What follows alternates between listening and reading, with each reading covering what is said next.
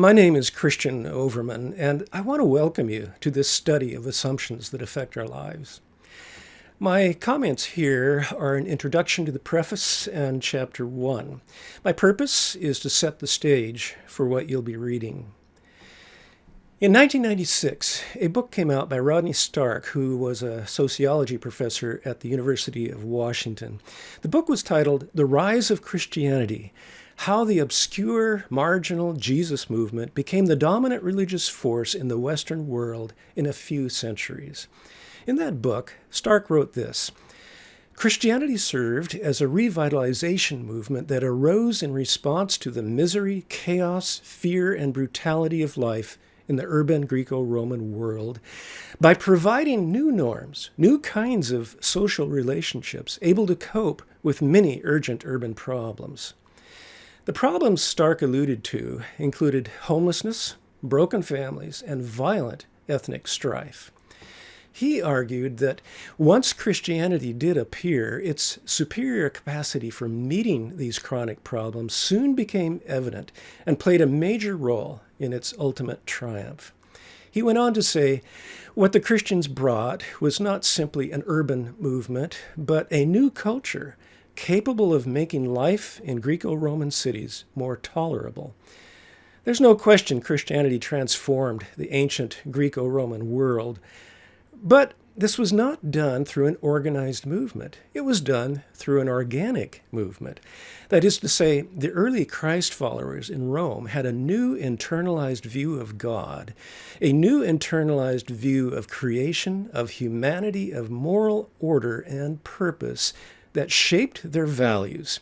And these internalized values, in turn, influenced and governed their choices and their external behaviors. Those values, choices, and behaviors touched their neighbors, their friends, and their families in significant ways. The lives of the early Christ followers had an organically transforming effect on Roman culture like yeast in kneaded dough. This yeast effect touched all levels of society, from very low to very high. Assumptions that affect our lives examines the internalized views or assumptions about God, about creation, about humanity, moral order, and purpose that determine the very outcome of civilizations. When we take a fresh look at the internalized views and values of the early Christ followers that were rooted in Hebraic soil, and we compare them with the views and values of the Romans around them, which were rooted in Greek soil, it becomes easy to see why the United States is so divided today.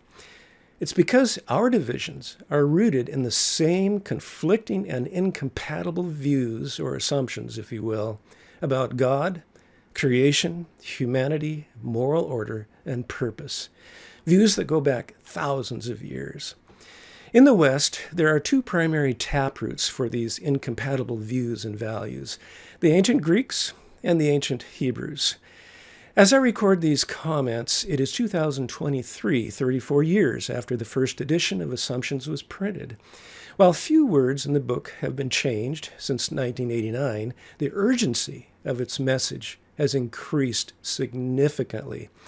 The ironic thing is, while Christianity effectively canceled paganism some 1700 years ago in Rome, Christianity is now in threat of being virtually canceled in the United States by that same Greek paganism with increasing ferocity. So now we have another opportunity, by God's grace, to organically affect the Greco-Roman culture that is levitating around us at a rapid pace. Or we can continue to nap and not understand the times or know what to do. It is my hope and prayer that nobody will ever write a book titled The Fall of Christianity in the West: How the Dominant Religious Force in the Western World Was Trampled Underfoot in Less than 1 Century.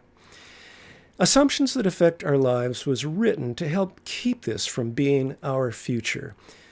To understand the times, it helps to understand the reasons behind the actions of people, including ourselves. If we are going to understand the reasons things are what they are today, we must comprehend the assumptions behind the reasons.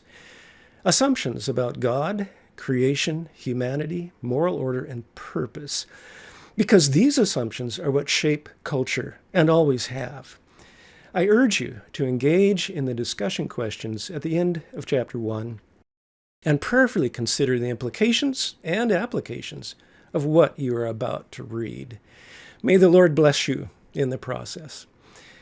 There is a lot at stake.